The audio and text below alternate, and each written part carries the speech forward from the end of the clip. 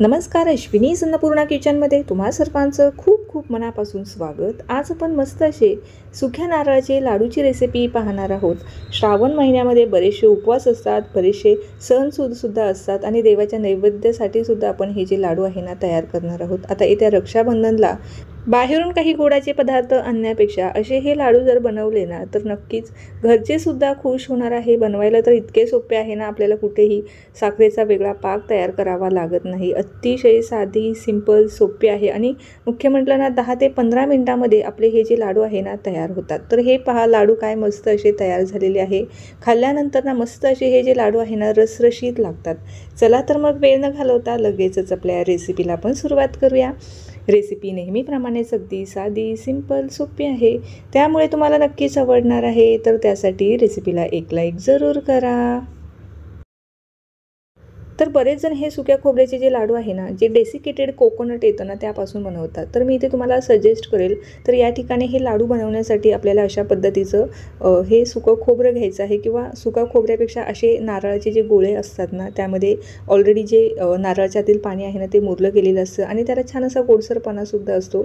त्यामुळे असा जर तुम्हाला अख्खा नारळाचा गोळा मिळाला तर तो घ्या, तर नसेल तर तुम्ही आपलं सुकं खोबरं घेतलं तरीही चालेल। फक्त इथे डेसिकेटेड कोकोनट आपल्याला अजिबात वापरायचं नाही, कारण डेसिकेटेड कोकोनटमधलं ना सगळा जो तेलाचा अंश असतो तो पूर्णपणे काढून घेतलेला असतो आणि फक्त चोथा असतो। त्यामुळे ते जे त्यापासून बनवलेला कुठलाही पदार्थ अजिबात चवीला चांगला लागत नाही आणि चवसुद्धा येत नाही। तर त्यासाठी शक्यतो अशा पद्धतीने सुकं जे नारळ असतं किंवा सुकं जे खोबरं असतं ना ते वापरून आपल्याला हे लाडू किंवा इतर कुठलाही पदार्थ बनवायचा असेल तर तो तुम्ही बनवू शकता।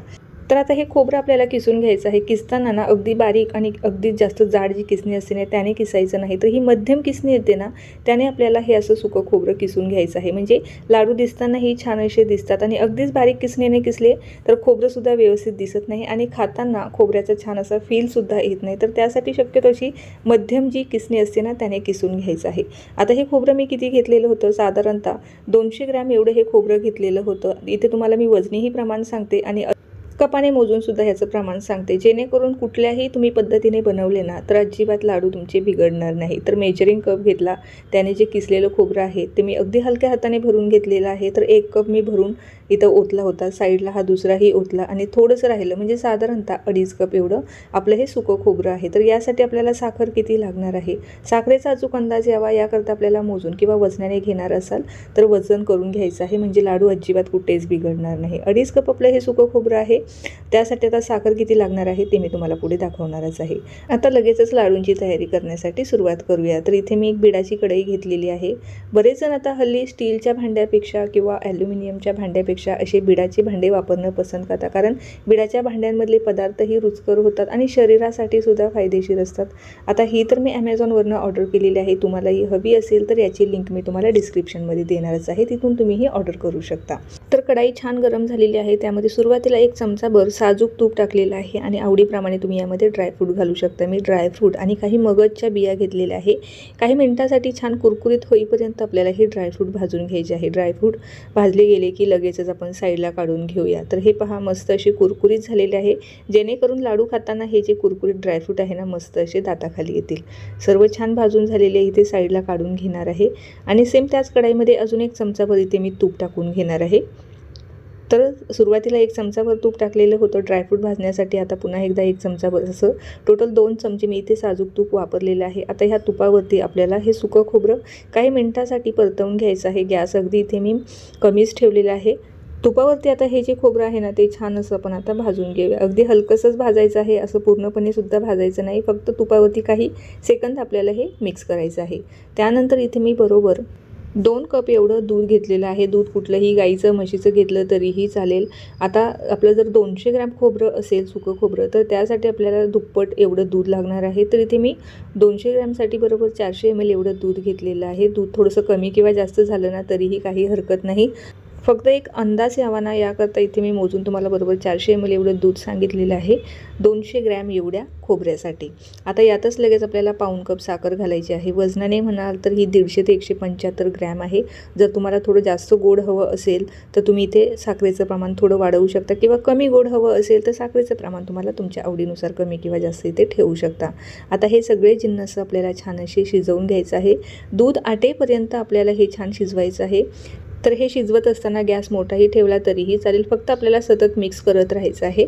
तर हे पहा, सुरुवातीपासून 3 ते 4 मिनिटं इथे झालेले आहे। गॅस मी इथे मोठाच ठेवलेला होता। दूधसुद्धा पूर्णपणे आटलेलं आहे, अगदी थोडंसं मॉइश्चर आहे। त्या स्टेजला आपल्याला आपण सुरुवातीला जे ड्रायफ्रूट भाजून घेतलेले होते ना ते टाकायचे आहे, आणि अजून मस्त अशी माव्याची टेस्ट यावी ना याकरता इथे मी थोडासा खवा घातलेला आहे। खवा नसेल तर तुम्ही इथे पाव कप इथे मिल्क पावडर वापरू शकता। हे दोन्हीही टाकणं पूर्णपणे ऐच्छिक आहे, असेल तर टाका, त्यामुळे अजून छान टेस्ट येते लाडूंना। त्यामुळे इथे मी वापरलेला आहे, माझ्याकडे खवा होता। जर तुमच्याकडे नसेल तर नाही वापरला तरीही चालेल, आणि वापरायचंच असेल किंवा खवा नसेल तर पाव कप तुम्ही मिल्क पावडरसुद्धा वापरू शकता। जेव्हा साखर आणि जे दूध आहे ना पूर्णपणे ॲब्झॉर्ब होईल, पूर्णपणे हे मिश्रण कोरडं होईल, त्यावेळेला गॅस आपल्याला मध्यम ते कमी ठेवायचा आहे आणि पुन्हा एकदा छान असं शिजवून घ्यायचं आहे। आणि अगदी शेवट आपल्याला 1 चमचाभर साजूक तूप अजून घालायचं आहे। जेव्हा आपण शेवटी यामध्ये तूप वापरतो ना त्यामुळे तुपाचा फ्लेवर राहतो आणि लाडूसुद्धा खूप छान लागतात। त्यामुळे इथे मी 1 चमचाभर जे साजूक तूप आहे ना अगदी शेवटी वापरलेलं आहे।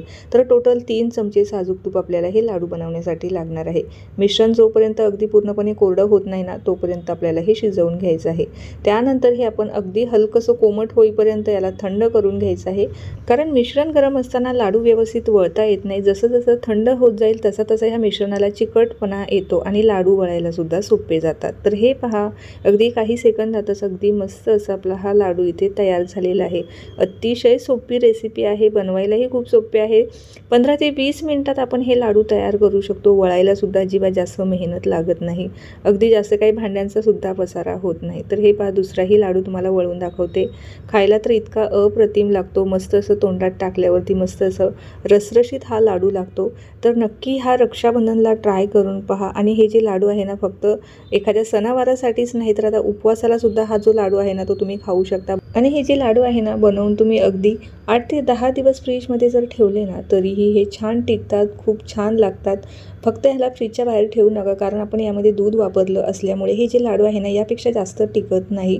जरी ते तुम्ही दुधाचा वापर केला नाही, फक्त ते साखरेचा पाक तयार करून हे लाडू बनवला तर हे साधारणतः महिनाभर टिकतात। परंतु आपण यामध्ये दूध वापरलेलं असल्यामुळे हे जे लाडू आहे ना 7 ते 8 दिवसापेक्षा जास्त टिकत नाही। अगदी शेवटचा लाडूसुद्धा मस्त असा तयार झालेला आहे।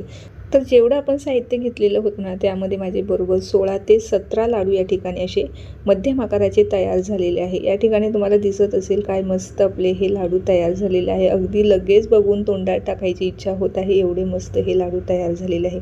भरपूर सारे ड्रायफ्रूट आहे, खोबरं आहे, हे सगळे जे आहे ना हे सर्व जिन्नस शरीरासाठी खूपच फायदेशीर आहे। तर आता लवकरच रक्षाबंधन सुद्धा येणार आहे, तर त्यानिमित्ताने तुम्ही हे लाडू नक्की ट्राय करून पहा। कशी वाटली तुम्हाला ही रेसिपी जर तुम्हाला आवडली असेल ना तर लाईक आणि शेअर करायला अजिबात विसरू नका। आता तुम्ही रेसिपी पाहत इथपर्यंत आलाच असाल, चॅनलवर जर तुम्ही माझ्या नवीन असाल, चॅनलला अजून सबस्क्राईब केले नसेल तर नक्की सबस्क्राईब करा। त्या बाजूचे जे बेल आयकॉन आहे ते सुद्धा प्रेस करा, म्हणजे जेव्हाही माझे नवीन व्हिडिओज येतील ते तुम्हाला सगळ्यात अगोदर पाहायला मिळतील। चला तर मग पुन्हा भेटूया अशाच काही नवीन रेसिपीसोबत। तोपर्यंत धन्यवाद।